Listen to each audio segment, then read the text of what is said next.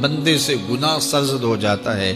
اور وہ معافی مانگ لیتا ہے تو اللہ کو وہ بندہ بڑا ہی اچھا لگتا ہے۔ انسان کے اندر چونکہ یہ دونوں چیزیں رکھی گئی ہیں تو کبھی کبھی اس سے گناہ بھی سرزد ہو جائے گا۔ نیکی اس کی عقل، اس کا فہم، اس کا ادراک، شریعت کی رہنمائی، انبیاء کی تعلیمات اسے بتائیں گی کہ وہ نیکی کے راہ پہ چلے، لیکن کبھی کبھی بائیں سمت سے جو خواہشات اور آرزو ہے وہ بھی اس کو گھیر لیں گی اور اچانک اس سے کبھی کوئی گناہ بھی ہو جائے گا۔ اور اگر اچانک اس سے کبھی گناہ ہو گیا، کبھی آنکھ بھٹک گئی، کبھی خیال بہک گئے، کبھی سوچ میں آوارگی آ گئی، کبھی زبان نے میلا لفظ بول دیا، تو پھر کیا ہے کہ پھر فوری معافی مانگ لے۔ مومن جب گناہ کرتا ہے تو ایسی کیفیت ہوتی ہے جیسے ابھی احد پہاڑ تلے آ گیا ہے، اگر اس نے توبہ نہ کی تو کچل دیا جائے گا۔ اللہ اکبر، تو پھر فوری معافی مانگتا ہے تو یہ اللہ کو بڑا ہی اچھا لگتا ہے۔ اللہ کہتا ہے فرشتوں سے کہ دیکھو میرا بندہ آخر میری دہلیز پہ آیا ہے نا،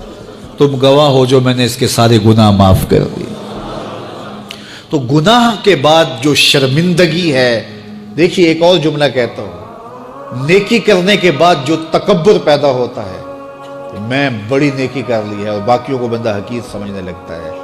اور اس سے کوئی غلطی سرزد ہو جائے اس کے بعد شرمندگی ہوتی ہے اور اپنے آپ کو چھوٹا سمجھنے لگتا ہے اور اللہ سے معافی مانگتا ہے، تو اس نیکی کرنے کے بعد وہ جو آپ کے اندر تکبر اور رعونت اور عجب پیدا ہوا، اس سے کہیں بہتر ہے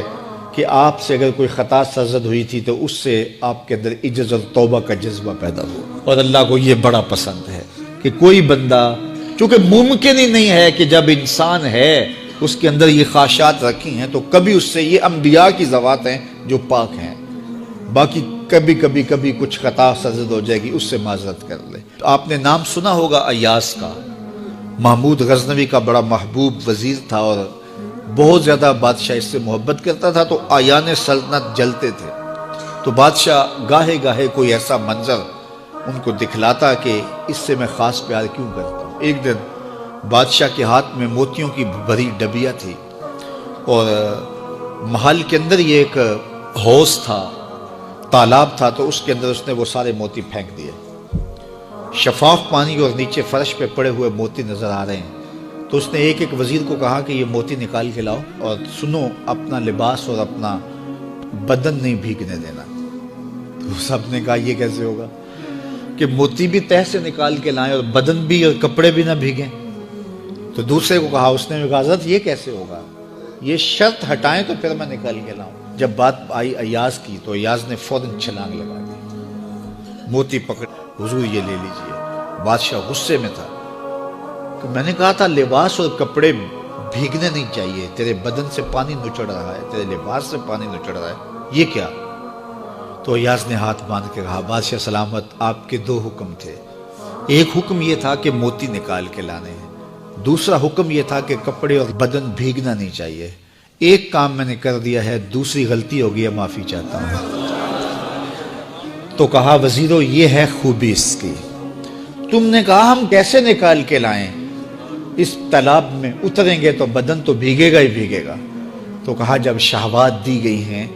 خواہشات رکھی گئی ہیں، آرزویں دیوانی ہیں، اور پھر اس کائنات کے اندر رہ کر کے حضرت انسان کبھی تو اس تالاب کی غلاظت سے اپنے آپ کو بھر ہی دے گا، تو پھر کمال کیا ہے کہ نیکی کے پھول پیش کر دے، سجدے کے موتی پیش کر دے، رکوع اور قیام کے موتی پیش کر دے، ہمدردی انسانیت کے ساتھ پیار کے موتی پیش کر دے، سارے موتی پیش کرے، پھر مالک کا جلال کہ تیرے کپڑے کیوں بھیگے، یہ گناہ کیوں کیا، یہ گناہ کیوں کیا، ہاتھ جوڑ کے کہے مالک اس کی معافی مانگ، تو اللہ تعالیٰ پچھلے گناہ نہ صرف معاف کرتا ہے بلکہ ان گناہوں